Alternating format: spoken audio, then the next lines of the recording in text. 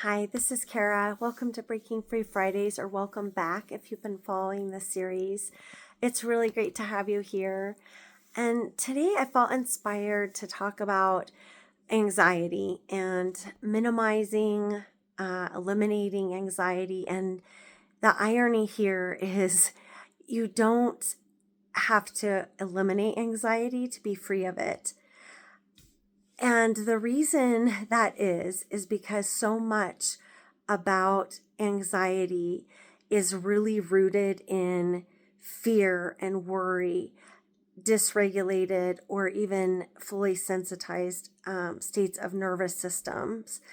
And when we get to that level, it's so much about releasing the fight against it, the fight of what we're actually experiencing, and in allowing ourselves to come into peace, we actually create greater space and greater freedom.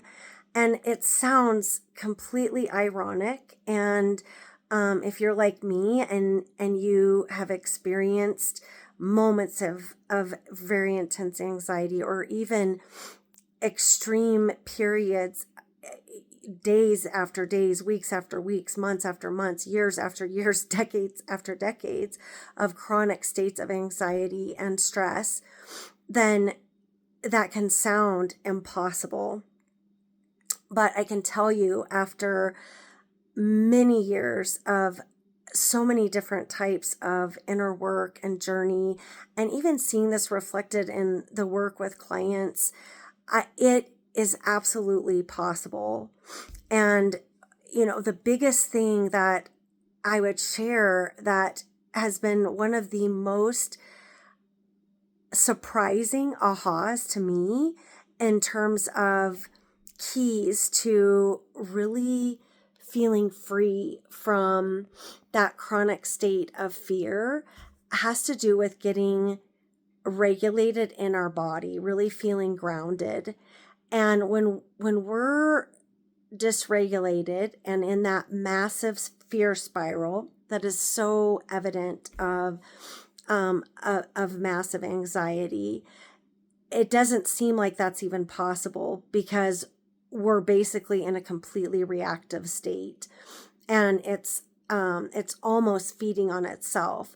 That's one of the keys, is to take a moment and realize that we can either stop fueling and feeding the anxiety, almost think about like a weed, or we can keep it going. And there are lots of different tools and things that can make a difference. But I was actually just talking to my son about this earlier in the week. One of the biggest things is that we have a regular practice and regular things that we embrace that really work for us, that are consistent, that we build over time, just persistently, that keep us creating space in our nervous system, regulating our nervous system. Because what happens is, when we create more space, we create a greater buffer to allow for experiences of life, and to navigate challenge in life in a way that doesn't really tank us or overwhelm us, that becomes possible, where it feels like things are more possible. And that is so much about creating space in our nervous system.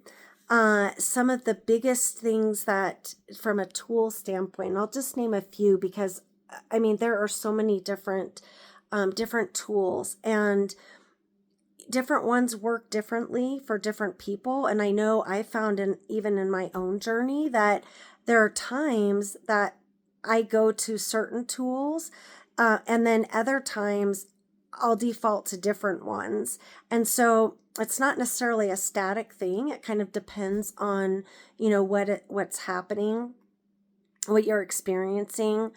And it's all about really allowing yourself to come into a place of presence with what's happening, with what you're experiencing. Sometimes you might think, well, I know I don't have control over this. I know it's not, something that I can actually control. And so I'm not holding on to it.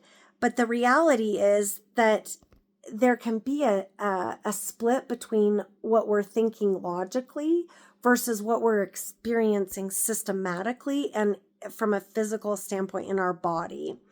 And if those are not lining up, the body will win out. Whatever's happening in the nervous system will win out, even if your mind is, a part of your mind is saying logically, well, I know I don't have control over that. And yet, if you're having immense anxiety, because often that comes with feeling uncertain about something and then having fear around that and, going down that train of what ifs. And so keep that in mind. Like, a lot of this is about coming back into the body and really being grounded in your physical presence.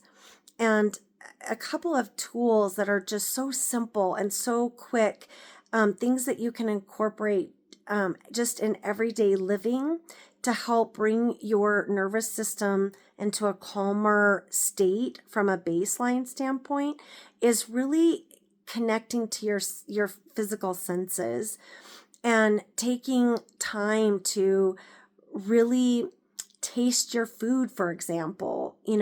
Even if it's the first bite of every meal, where you close your eyes and you savor what you are putting in your mouth, and you chew really slowly, and you take notice of all of the flavor and the textures. It's almost like you're going into a slow motion and you're really sensing everything. And, extrapolating that into the other senses too. So like with sight, taking a moment to really look around your space, and take in things in detail. Focus in on one thing that really draws your attention, and notice all of the shades of the colors in whatever you're looking at, the textures, just any little detail that you can really connect to visually. Do this with sound. You can range it both, hearing as far into the distance as possible, and also as up close as possible.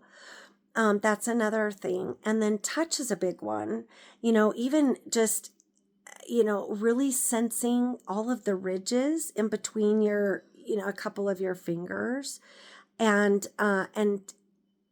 when I say really sensing, I mean just absolutely taking that moment to connect and try to feel all of the little ridges in every, touch and like rubbing those fingers together. Or even think of, after you use the restroom and you're washing your hands, and taking more time to feel the sense of the temperature of the water, how the soap feels, the sensation of your hands, and when you're actually washing them and drying them. And the idea is to really come into that present moment. And that is a fantastic and a very easy way to bring in some things that will help keep you grounded. If you're in a state of intense anxiety in a moment and you're trying to cut through that, sometimes that kind of tool, you need something more shocking to the system. So for example, grabbing a piece of ice and holding on to it and allowing it to really pull your mind and your senses away from that spiral, and helping you kind of regain momentum in a more positive direction. Or even if you can get yourself to engage in more of an intense, like physical workout, something of that nature that can kind of help break through as well. Breathing, very deep conscious breathing. And for me, I in particular, just because it's so great for the nervous system and calming the nervous system, I really love to do this, not only if I feel like I'm getting a little bit worked up, but just as a regular practice, but just, inhaling to at least a count of 4, holding for at least a count of 6, and then exhaling out of your mouth for at least a count of 8 really slowly, and doing that over and over. Even putting a hand over your heart or on your chest and one on your belly while you're doing that conscious breathing. And keep in mind, a great checkpoint for conscious breathing is to feel your rib cage expanding outwards, horizontally, as opposed to kind of that shallow breathing that we tend to just default to without noticing, that happens up here. It doesn't fully engage our lungs or the capacity of our breath. So those are just a few things to keep in mind, and just helping remind yourself that the more that you fight against what you're feeling in your body, that is actually fueling the anxiety, because a lot of those symptoms and those things that we feel in our body, they can be messages from our nervous system that are like, attend to me, listen to me, I need an outlet.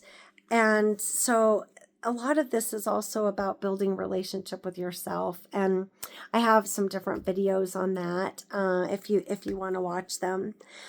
Anyway, I'd love to hear what you've experienced. If you've had some of your journey where you've dealt with anxiety, if you have some favorite things that you've used, or even how some of these tools are landing for you. If you're enjoying these videos, please share them with friends and loved ones. Subscribe, send a like, and I hope you have a great week. Here is to your next level of empowerment and breaking free. And here is to freeing from anxiety, by allowing that, just remembering that it's not about fighting against it as much as navigating and really allowing that, some of that perspective shift too. So, okay, bye for now.